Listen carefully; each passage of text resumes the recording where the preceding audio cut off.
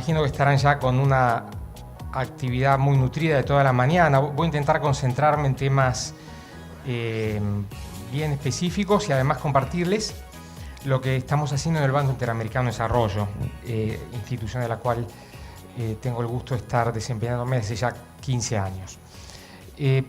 Nosotros hablamos desde esta perspectiva y acabamos de publicar una serie de trabajos que formaron a 40 expertos de todo el mundo sobre la inteligencia artificial. Me quiero concentrar en el futuro del empleo desde la perspectiva de la inteligencia artificial y a su vez mostrar algunas conclusiones de los trabajos que hemos hecho. No les voy a hablar de tecnología, quisiera hablarles de seres humanos, de personas. El principal mensaje que me gustaría dejarles es que la importancia de estos cambios tecnológicos van a ser humanos, van a ser en función de una mejor sociedad. Si antes que los elementos duros de la tecnología los centramos en las personas, los centramos en los trabajadores, en el concepto de nuevo contrato social tecnológico que tenemos que impulsar en América Latina. Decimos de alguna manera que nuestro mundo, nosotros mismos, estamos habitando un nuevo planeta que se llama Algoritmolandia. No nos han pedido permiso para trasladarnos a ese planeta, o sí, nos introducen en ese planeta cada vez que usamos este teléfono celular, o cada vez que transitamos una calle y nos filman con una cámara, o cada vez que ponemos la tarjeta en el subte y nos registran nuestros movimientos. Ese nuevo planeta, Algoritmolandia, está compuesto por trillones de datos que nosotros producimos, que nosotros generamos en nuestros movimientos, en nuestra vida, que son trasladados de un punto al otro del planeta a la velocidad del rayo, del sonido, a una velocidad exponencial, y que son analizados por computadoras superinteligentes como nunca antes había ocurrido en la historia de la humanidad. Esos tres elementos de datos, velocidad y computadoras con una capacidad inigualable es lo que genera el planeta Algoritmolandia, el planeta de los algoritmos, frente al cual estamos todos un poco conmovidos, no sabemos cómo va a evolucionar este futuro, esta perspectiva, y por eso nosotros desde el BID lo que hicimos fue convocar a expertos que nos ayudaran a tener una mirada muy científica de esta problemática, pero sin perder de vista a los seres humanos. El primer concepto que les quiero dejar es el concepto de diagonal. Aquí hay seguramente profesionales que tienen que ver con los servicios, también que trabajan en la industria. Estamos acostumbrados, y la diagonal no está de una manera inocente destacando la I y la A de la inteligencia artificial. La inteligencia artificial, que es la capacidad de procesar datos a la velocidad del sonido y poder predecir conductas, es lo que transforma las fronteras clásicas de los sectores económicos en algo borroso, en algo que deja de tener sentido. Por eso la industria, el agro y los servicios están entrelazados en esta nueva realidad. Y eso es algo muy importante para que nosotros tengamos en cuenta, porque nuestros sistemas estadísticos, nuestro esquema conceptual, nuestro análisis económico, nuestro análisis social, está acostumbrado a reparar en sectores clásicos de la economía: industria, agro, servicios, sectores que hoy están completamente mezclados, entrelazados. Por eso nosotros hablamos de una fábrica algoritmo, una fábrica que depende de los algoritmos. Dependemos todos de los algoritmos, y esto plantea enormes desafíos sociales, éticos, de derecho de propiedad, de dónde termina o comienza la propiedad de un algoritmo, qué tipo de prejuicio puede reproducir un algoritmo con respecto a lo que nosotros mismos transmitimos en nuestra vida cotidiana. La fábrica algoritmo es el impacto de las industrias 4.0, lo habrán escuchado infinita cantidad de veces. Nosotros comenzamos a hablar de esto, hicimos un encuentro muy importante hace 3 años cuando hablábamos de la integración 4.0, la economía que comienza a funcionar de un modo digital y no solamente analógico. ¿Esto significa que desaparece la economía clásica? No. Lo dramático, lo apasionante y la transición que vivimos en América Latina es que la economía digital convive con un 30% de pobreza, convive con un 30% de latinoamericanos que no tienen la suficiente comida todos los días, conviven con el continente más violento del mundo. Entonces estamos en una apasionante transición entre lo digital y lo analógico que tiene en el centro al ser humano y a nuevos modos de producción. Por eso cuando pensamos en los empleos del futuro tenemos que darnos cuenta en primer lugar que la definición es incorrecta. No estamos hablando de los empleos del futuro, estamos hablando de los empleos del presente. Esta revolución ya comenzó, ya está entre nosotros, está a la velocidad del sonido avanzando. No es algo que podamos decir vamos a definir de acá los próximos 10 años. Es algo de lo cual tenemos que tomar conciencia con sus limitaciones y con sus oportunidades hoy mismo. Hablamos de una fábrica de algoritmos, Industrias 4.0, que combinan todas estas tecnologías, que ya están entre nosotros, con la ganadería de precisión, capaz de hacer una trazabilidad de las cabezas de ganado de nuestros países, determinar qué tipo de antibióticos necesitan, qué tipo de alimentación han recibido, qué tipo de crianza han tenido. Esto ya está desarrollándose. ¿Qué es esto? ¿Agro? ¿O también tiene servicios, conocimiento, incorporación de software? ¿Dónde está la definición de del clásico sector económico en este caso? Lo podríamos citar también en el tema de la e-medicina, servicios basados en conocimientos. Un médico es mitad médico y mitad ingeniero. Un médico se apoya en las máquinas para ser capaz de predecir mejor un diagnóstico. Un médico que se enfrenta a una radiografía para detectar, o una resonancia magnética, o un PET para detectar si esa persona tiene o no un tumor maligno. ¿Debe o no apoyarse la inteligencia artificial que le va a predecir la probabilidad y la certeza de ese estudio porque habrá analizado antes millones de estudios similares? ¿Dónde está la responsabilidad del diagnóstico final en ese caso? ¿En el médico o en la máquina? ¿En quien programó la máquina? ¿En quien determinó ese algoritmo para predecir la probabilidad de cáncer, por ejemplo? ¿O en el médico que tiene que dar su última definición? Imaginémonos este dilema. ¿Cómo entran a jugar los seguros médicos? ¿Cómo entra a jugar el tema de la mala praxis? Todos estos dilemas están siendo aplicados hoy en inteligencia artificial en la medicina. Seguramente cada uno de ustedes podría reproducir ejemplos que ha escuchado, que ha visto en diferentes tipos de experiencias, de notas, de comentarios, de Twitter que ha recibido, etc. Lo que plantea esto es un mensaje importante que a mí me gustaría dejarles. No estamos hablando de la desaparición del empleo, estamos hablando de la transformación del empleo. No es que van a desaparecer los médicos y que vamos a quedar todos en manos de robots. La inteligencia artificial bien aplicada puede permitir que los médicos trabajen mejor. Es una gran oportunidad. La inteligencia artificial mal aplicada genera un terremoto en términos, por ejemplo, del manejo antiético de los datos. Genera un terremoto de discriminación, porque si un dato puede predecir la enfermedad que yo voy a tener en 15 años, el empleador puede decirme, a este señor yo no lo contrato. Hicimos, para debatir todo esto y para analizar todo esto, hace más o menos 15 días un seminario muy interesante en el BID, que convocó a expertos de todas las áreas de nuestro banco, en educación, en salud, en transporte, etc. Y ahí la primera conclusión que arrojamos, reproduciendo otras experiencias similares, es que así como hay que hacer una evaluación del impacto ambiental de muchas acciones en el sector público o en el sector privado, cuando se construye una autopista, una represa, etc., lo que se hace es una evaluación del impacto ambiental. ¿Qué impacto ambiental va a generar esa obra? Lo mismo ocurre con el tema de los datos. Hay que hacer una evaluación ética del impacto del uso de datos. Sin una evaluación ética del impacto del uso de los datos, corremos el riesgo que estas herramientas, que pueden ser muy positivas, se vuelvan como un boomerang en contra de nosotros como seres humanos, como personas. En lugar de achicar brechas sociales, estas herramientas pueden permitir achicar brechas sociales, las pueden agrietar cada vez más, las pueden distanciar cada vez más. Con inteligencia artificial se puede permitir que un niño enfermo en La Quiaca pueda tener el mejor diagnóstico asociado al mejor médico del planeta, con conexión digital.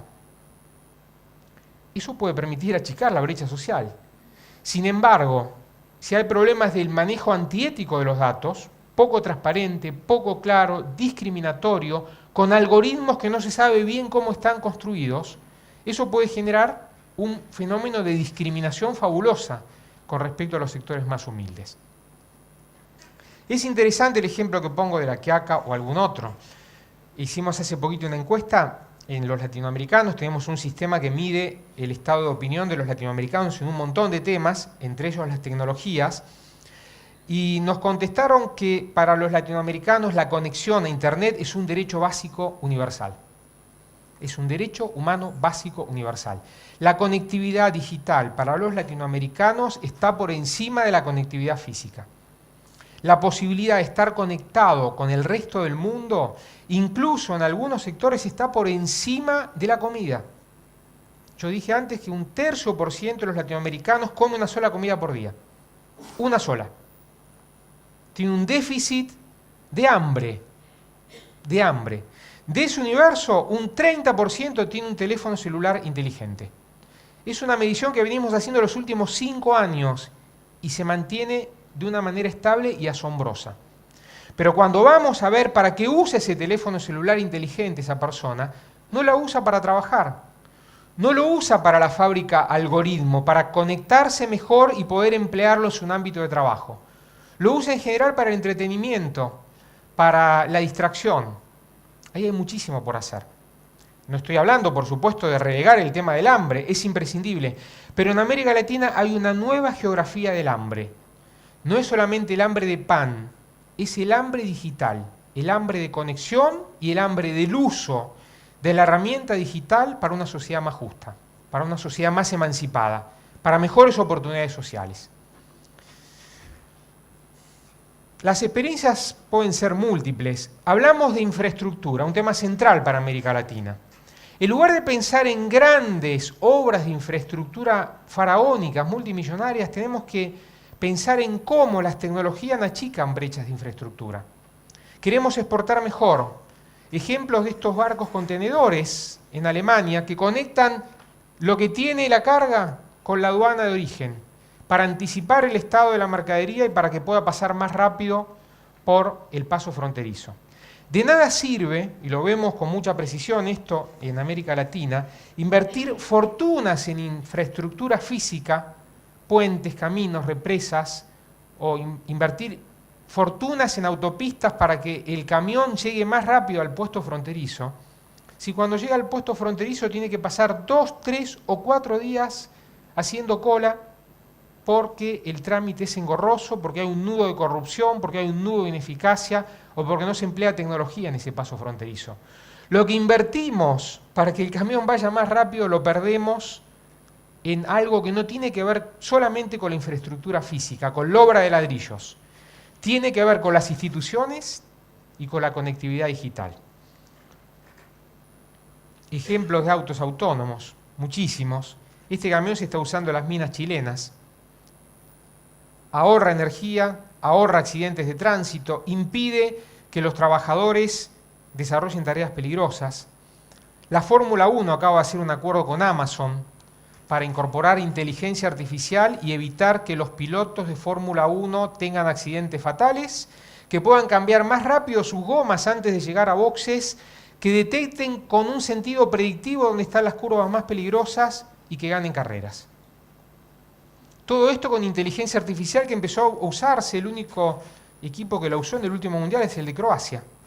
Modric, el mejor jugador del mundo, no fue solo por su talento, fue porque hubo un técnico, hubo un equipo de jugadores y se aplicó inteligencia artificial para predecir la conducta de los rivales y para optimizar el modo a través del cual ese equipo se mueve llenando espacios, haciendo pases, aprovechando mejor el rendimiento de cada jugador. Una radiografía individual de cada jugador de Croacia se hizo con inteligencia artificial. ¿Esto reemplaza a un buen técnico o a Modric? No, lo complementa, no va a desaparecer el fútbol. Vemos esto con el VAR ahora que es tan polémico. No va a desaparecer el fútbol. Se puede aplicar para optimizar el rendimiento de un deporte que mueve multitudes. Más allá de las tecnologías, de lo que hablamos nosotros es la necesidad de instituciones.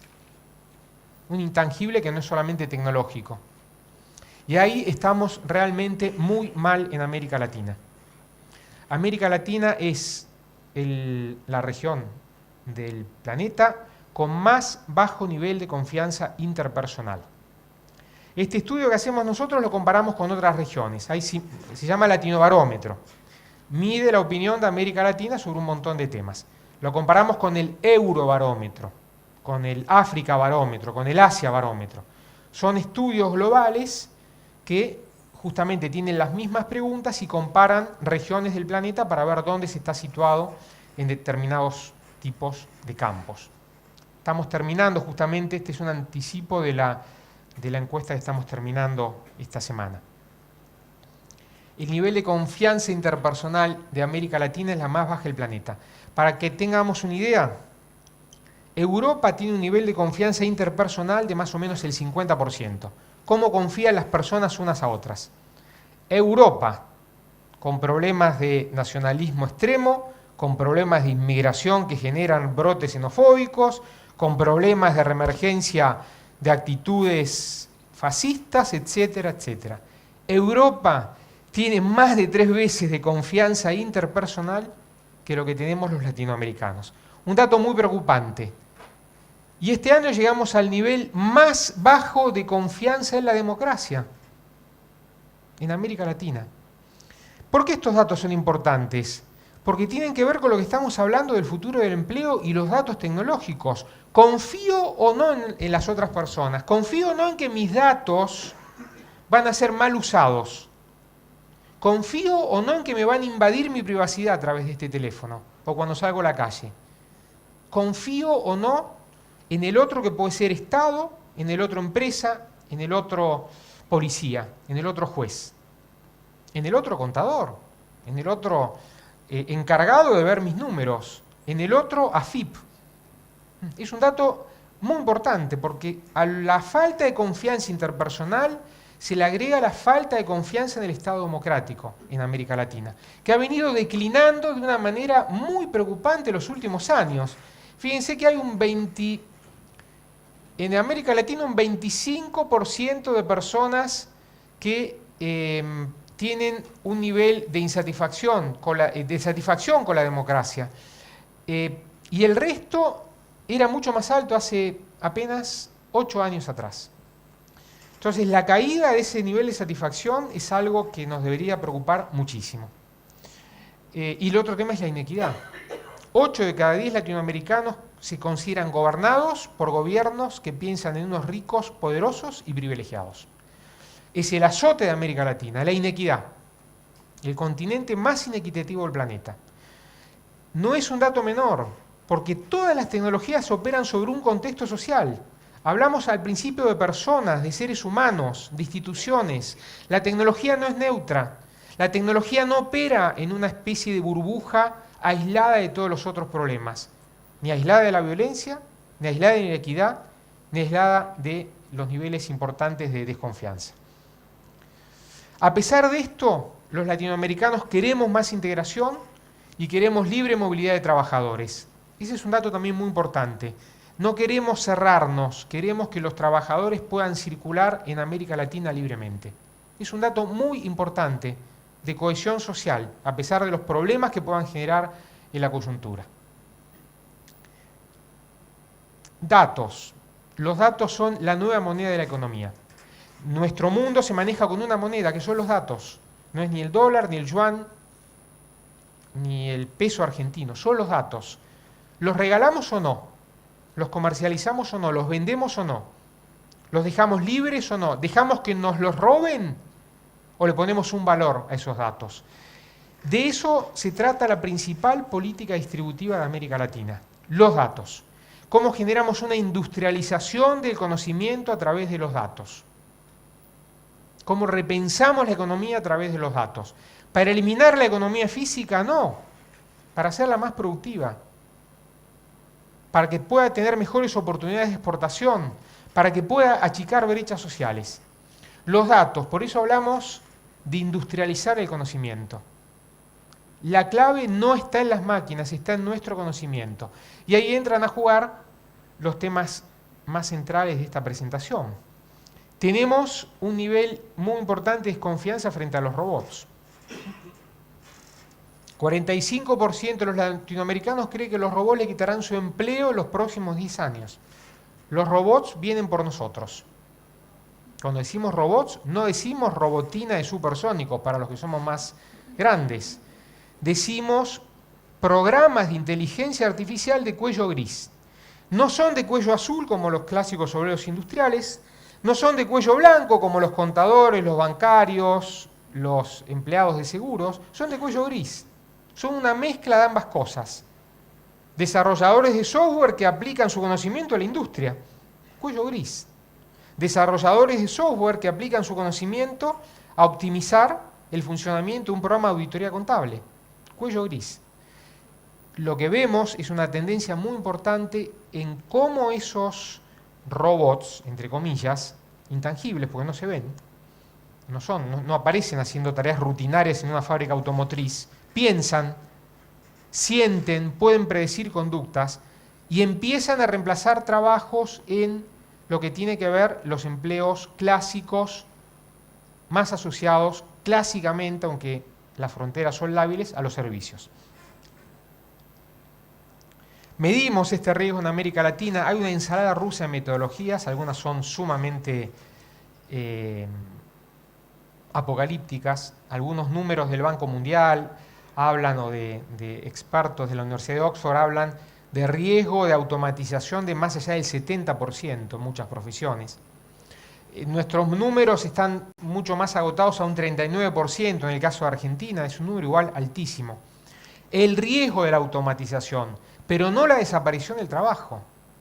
El gran desafío cuando vemos estos números, cuán posible es que tu trabajo sea reemplazado por un robot. La pregunta hay que reformularla, es cuán posible es que tu trabajo sea mejorado gracias a un programa de automatización, de inteligencia artificial o de robotización. ¿Cómo puedo mejorar mi trabajo? ¿Cómo puedo mejorar la productividad de mi empresa? Ahora, si la pregunta es esta última, ¿cómo puedo mejorar la productividad de mi empresa? También la pregunta que sigue es ¿cómo puedo distribuir mejor los dividendos digitales, producto de esa mejora de la productividad? Porque si estos esquemas de automatización llevan a una mayor concentración del ingreso, vamos a tener una sociedad que va a ser muchísimo más inequitativa de lo que es hoy, aún con números sumamente preocupantes. Entonces la pregunta es, ¿cómo puedo conjugar un verbo que nosotros denominamos cobotización? Trabajar con los robots para mejorar el rendimiento de mi propio trabajo. El panic attack llega a tal punto que el 56% de los latinoamericanos dice que se le debe poner límite al reemplazo de humanos por robots, incluso si los robots son más eficientes y económicos. Acá la demanda es, hay que hacer un nuevo contrato social. Esta pregunta puede estar abierta para el sí o para el no. Si yo les pregunto en su empresa, ¿están de acuerdo con que se introduzca un robot que va a ser parte de tu trabajo? Es una pregunta muy amplia. Supongamos que decimos sí, estoy de acuerdo, gracias a la introducción de un robot o de un programa de inteligencia artificial, mi empresa va a ser capaz de ganar un 10% más. ¿No debería repensarse dos capitales básicos que tiene el trabajador?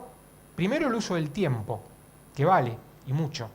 Y segundo, la distribución de los dividendos. ¿Quién se apropia de esa mejora de la productividad? ¿Se lo hace partícipe al trabajador de eso o no se lo hace partícipe?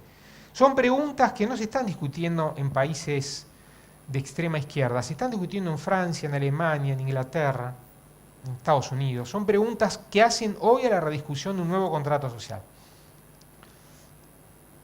Esta es la más preocupante de todas la que hemos hallado. No hay conciencia en los latinoamericanos de la carencia del sistema educativo para afrontar estos retos. 2 de cada 3 argentinos cree que está preparado para el mercado de empleo del futuro. Y el 55% de argentinos sin educación primaria cree que está preparado para el empleo del futuro. Acá hay una falta de conciencia. Alguna vez alguien dijo, a mí me gusta repetirlo, que cuando uno no sabe cómo solucionar un problema del mundo actual, dice no, es un problema de educación. Cuando uno no sabe cómo resolverlo, no, es un problema de educación. sin caer en esa exageración, evidentemente aquí hay un tema de falta de conciencia de cómo el sistema educativo provee de habilidades para este mundo. Y este es el ejemplo más típico que a mí me gustaría compartirles. Ustedes me avisan cuando redondeo, porque quieren ir a comer y... Sí, 5, bueno, rapidísimo. Las plataformas de inteligencia artificial. Estas plataformas son gratis, están a disposición de todo el mundo. Se pueden aplicar para mejorar muchas áreas del negocio, del Estado, de los asuntos que se desarrollan. El problema es que no tenemos expertos en inteligencia artificial. 2 mensajes que a mí me gustaría dejarles. Necesitamos, esto me lo voy a pasar porque los voy a abrumar, es qué sienten las industrias que necesitan como habilidades de sus trabajadores. Lo pueden ver después les dejo el PowerPoint y después me preguntan cualquier cosa y los conectamos con los estudios del banco. A mí lo que me gustaría dejarles es este concepto. Hablamos de inteligencia artificial, hablamos de tecnología, hablamos del uso de plataformas de inteligencia artificial para mejorar el funcionamiento de los estados, de las empresas. Nuestras empresas están en la época del fax y del correo electrónico. Hay una de las filminas anteriores de este estudio que hicimos analizando empresas de la Argentina, donde estamos lejísimos de la industria 4.0 analógica, digital. Estamos en una etapa muy lejana todavía de adopción de industrias 4.0 en la Argentina. Una gran tarea para hacer. ¿Para qué? Para incorporar todas estas tecnologías para que nuestros sectores productivos sean más eficaces. Ahora, ¿cómo hacer esto? ¿Cómo hacer esto? Un dato imprescindible para hacer esto, necesitamos gobiernos que entiendan este tema y que sepan en qué consiste la inteligencia artificial. Necesitamos tener una nueva generación de altos gerentes públicos capaces de entender los desafíos de la inteligencia artificial, aplicarlos a los gobiernos y regularlos. Si nuestros legisladores no entienden cómo funciona este mecanismo de la inteligencia artificial, más lo van a poder regular o lo van a poder incentivar. Es un mecanismo de una gravedad tal que cuando lo impulsa Francia hace poquito, dice que hay que conformar un consejo intergubernamental mundial para medir el impacto de la inteligencia artificial similar al Consejo Intergubernamental Mundial que se creó para el cambio climático. De este nivel estamos hablando de importancia. Necesitamos estrategias nacionales de inteligencia artificial. En América Latina solamente México tiene una estrategia, Argentina la está empezando a desarrollar. Necesitamos tener un horizonte claro de prioridades de dónde aplicar inteligencia artificial. Japón la está aplicando en el sector de salud, China la está aplicando prioritariamente en el sector de energía para mejorar su huella de carbono. Francia la está aplicando en el sector de salud también. ¿Dónde la va a aplicar Argentina? ¿La vamos a dejar librada a una falta de regulación o una iniciativa desordenada o vamos a poner grandes objetivos de aplicación de inteligencia artificial? Para eso necesitamos altos gerentes públicos que conozcan los desafíos de este problema.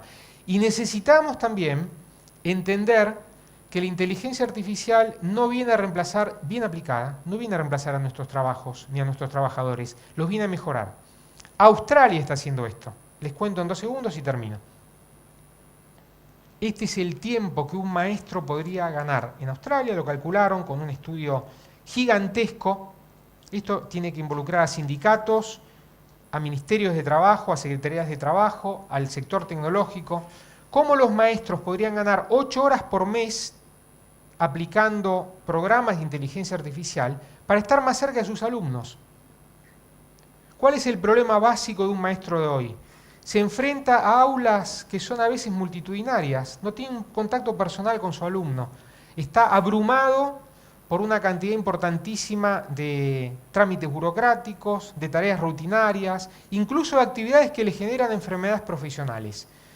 En Brasil se está empezando a aplicar, entre otros lugares, no en Suecia, en Brasil, programas de inteligencia artificial en el sector educativo que permiten desligar al maestro las tareas rutinarias y concentrarse, teniendo más tiempo libre, en el contacto empático, personal, emocional, con sus alumnos. tarea que no pueden desarrollar los robots.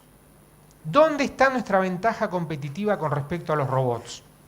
En el sentimiento, la empatía, la emoción, en la capacidad de ponernos en el lugar del otro con un sentido humano, en la ética, en los valores. Entonces, cuando trajimos hace un tiempito, con otro estudio que hicimos, a un experto inglés, nos decía, hay dos maneras de competir con los robots. Una manera es desarrollar las habilidades que los robots no pueden desarrollar, son todas las anteriores. Y la otra manera de competir con los robots es construirlos. Habilidades duras, programación, ingeniería fortísima, matemáticas, todas las tareas duras, las ciencias duras que dan lugar a este fenómeno apasionante. Entonces, para redondear el mensaje final que nosotros lanzamos, esta es una manera que se puede aplicar para controlar el fondo de las campañas electorales. Inteligencia artificial. La sociedad civil en Estados Unidos ha empezado a desarrollar herramientas muy importantes. Podríamos dedicarnos el día a citar casos. Yo no les quiero dejar un horizonte de panic attack, de ataque de pánico. Les quiero dejar un horizonte de esperanza, y la esperanza depende de nosotros, de cómo los gobiernos, los seres humanos, los empresarios, los gerentes públicos y privados sean capaces de adaptar estas tecnologías. Se requiere cambiar la prioridad de las políticas públicas, se requiere tener planes estratégicos. El mundo los está desarrollando, Kenia los está desarrollando, Ruanda acaba de lanzar en el África hace 2 semanas un programa de inteligencia artificial aplicado al sector salud. No es que esto está pasando dentro de 5 años. El mundo, incluso el mundo más atrasado, está pensando en programas estratégicos. Esto requiere un pacto social 4.0. No el clásico pacto social de la era industrial.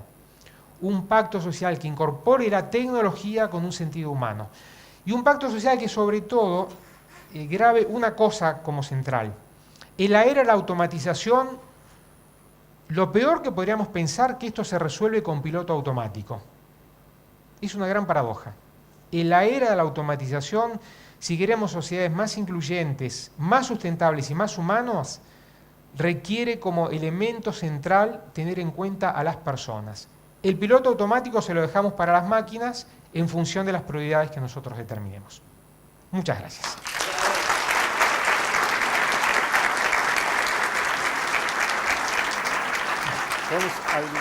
Sí, ¿cómo no? Vamos a habilitar 5 minutos antes de dar cierres a la jornada. Si alguno tiene alguna pregunta en particular para hacer a nuestro expositor, tenemos tiempo allá.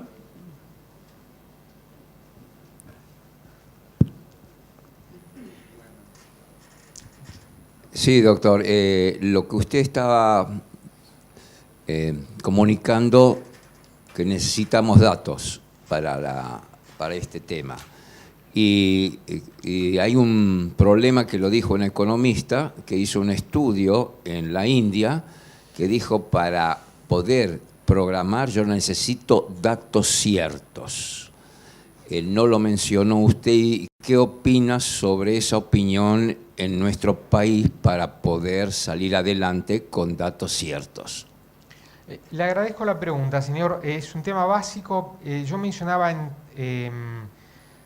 a nivel muy por arriba y sintético esta actividad que hicimos el otro día de la ética de los datos. Datos ciertos y además datos bien empleados, porque el dato puede ser cierto, pero si con un algoritmo yo lo sesgo y lo malinterpreto o potencio el prejuicio que expresa ese dato, la política pública se convierte en un boomerang de mayor discriminación, mayor falta de transparencia, etc.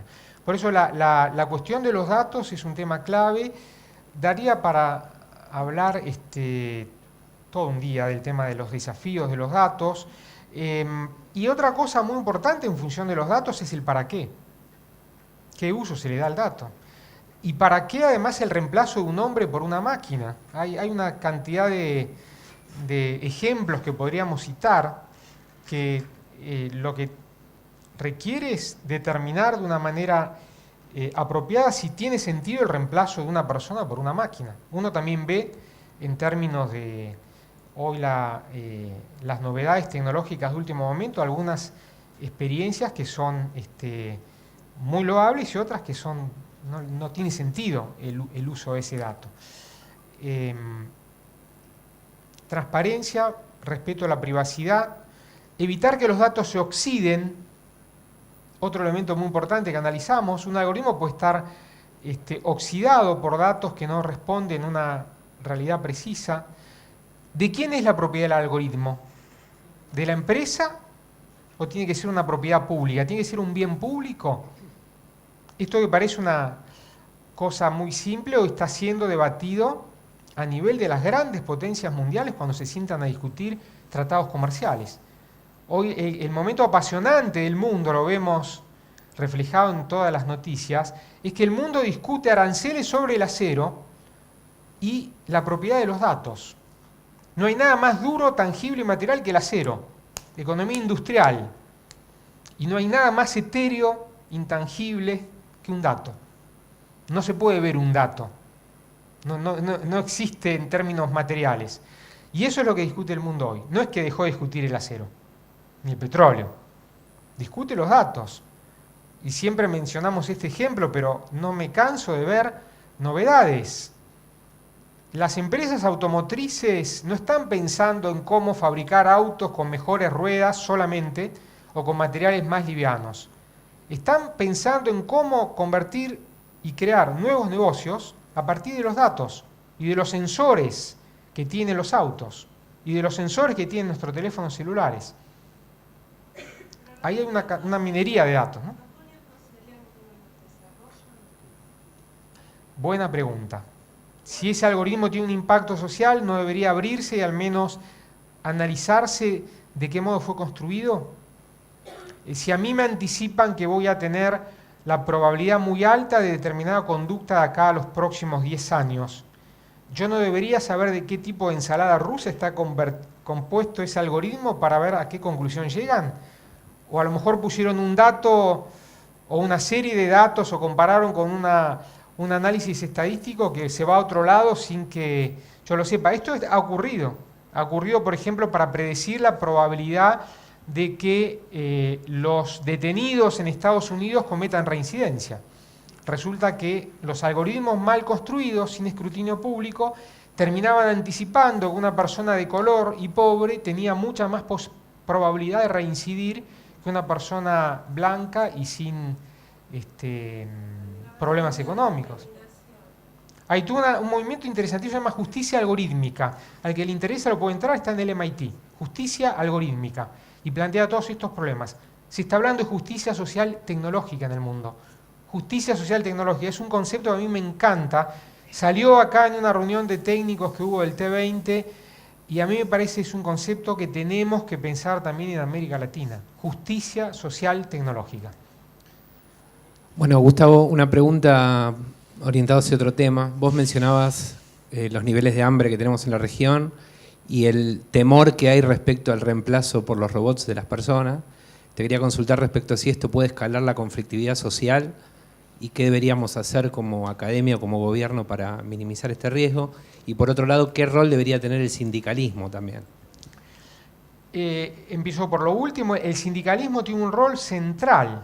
Yo vengo ahora de un seminario en Roma muy interesante donde estaba el principal dirigente de los sindicatos norteamericanos y este tema lo están analizando no solo con tecnólogos, lo están analizando con antropólogos, con sociólogos, con economistas, con médicos.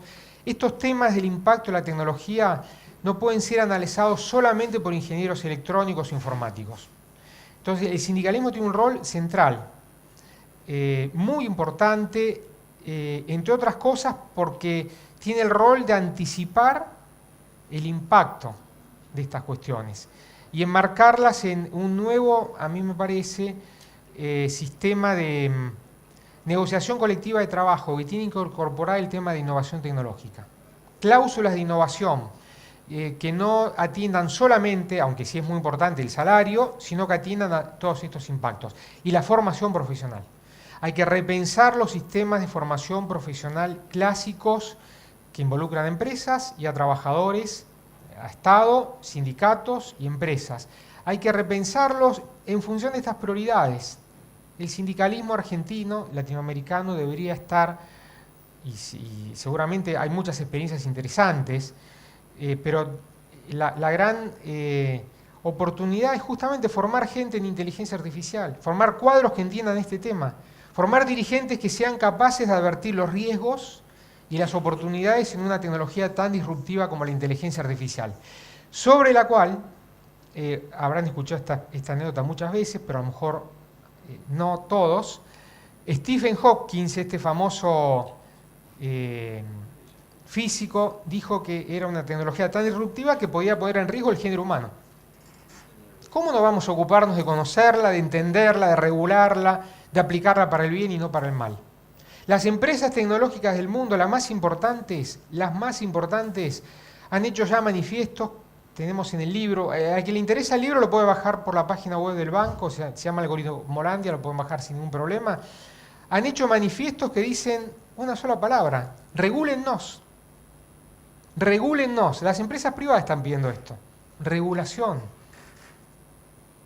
Para regular hay que entender el tema, hay que saberlo y hay que medir consecuencias que van más allá de lo tecnológico. Muy bien, la última, si van a almorzar.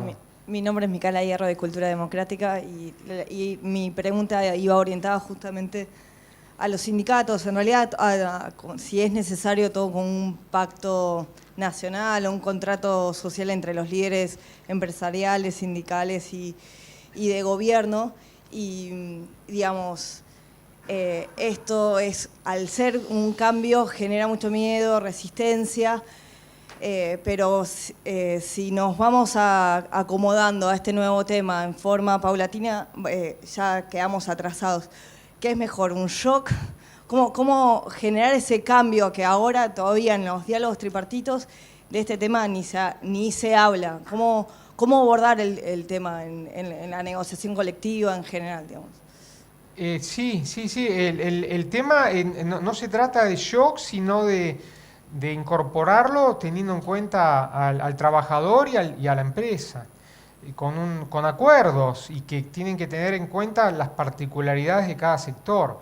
Pero lo peor que se puede hacer es no considerarlo, o considerarlo cuando ya es tarde, cuando la tecnología llegó y la discusión es si quedan sin trabajo centenares de personas.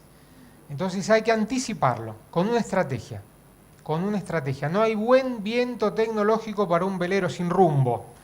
Por más que haya buen viento tecnológico, por más que las tecnologías nos permitan avanzar, si el rumbo a donde se va es un rumbo equivocado, porque esa tecnología se vuelve contra el ser humano, de nada sirvió esa tecnología. Ahora, el mundo está debatiendo esto, ¿eh? Hay planes 4.0 de industrias, hay una cantidad enorme de experiencias. No ocultarlo, no ponerlo debajo de la mesa, ser creativo, ser imaginativo. Hay muchas cosas muy positivas que se pueden hacer también. Y además formar un buen programador lleva 6 meses, no lleva 8 años. Hay que tener en cuenta eso también. Los sistemas y los institutos de formación profesional, no digo que hay que formar solo programadores, pero no son utopías inalcanzables los objetivos de reconversión, ¿no? Bueno, a comer entonces. Muchas gracias. Muy bien.